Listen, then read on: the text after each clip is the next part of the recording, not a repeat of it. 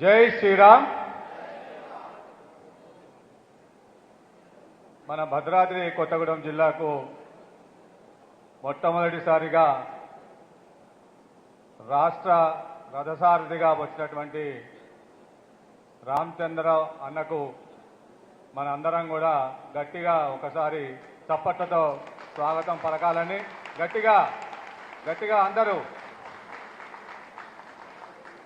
అలాగే వేదికమైనటువంటి నా తోటి భారతీయ జనతా పార్టీ నాయకులకు, కార్యకర్తలకు, అలాగే వేదిక ముందున్నటువంటి కార్యకర్తలు, నాయకులకు, అలాగే ప్రింట్ అండ్ ఎలక్ట్రానిక్ మీడియా సోదరులు, సోదరిమణులు అందరికీ కూడా నమస్కారాలు తెలియజేస్తూ, మన ముందున్నటువంటి టాస్క్ లోకల్ బాడీ ఎన్నికలు, సంస్థాగతంగా మన స్థానిక ఎన్నికల్లో మనకి దిశానిర్దేశం చేయడానికి వచ్చినటువంటి రాష్ట్ర అధ్యక్షుల వారు చెప్పేటువంటి సూచనలు మనం సునిశ్చితంగా విని క్షేత్రస్థాయిలో వాటిని ప్రజల వద్దకు వెళ్లే విధంగా మన ప్రయత్నం చేస్తూ అత్యధికంగా ప్రజా ప్రతినిధులను మనం ఈ 90 రోజుల సమయంలో ఎన్నుకోవాల్సినటువంటి సమయం ఇది.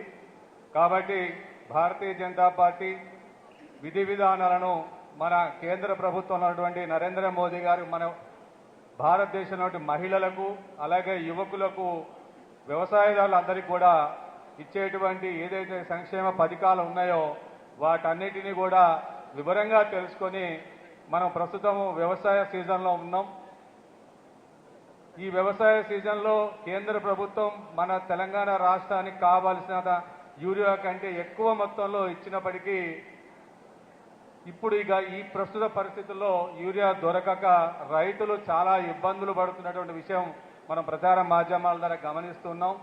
ఈ యొక్క సమస్యలన్నిటి కూడా భారతీయ జనతా పార్టీ కార్యకర్తలందరూ ప్రజల్లో తీసుకెళ్లి రేపు స్థానిక ఎన్నికల్లో భారతీయ జనతా పార్టీ జెండాను వీధి వీధిన ఎగిరే విధంగా అందరూ పనిచేస్తారని కోరుకుంటూ ఈ అవకాశం ఇచ్చినటువంటి భారతీయ జనతా పార్టీ భద్రాద్రి కొత్తగూడెం జిల్లా అధ్యక్షుడి వారికి కృతజ్ఞతలు తెలియజేస్తూ సెలవు.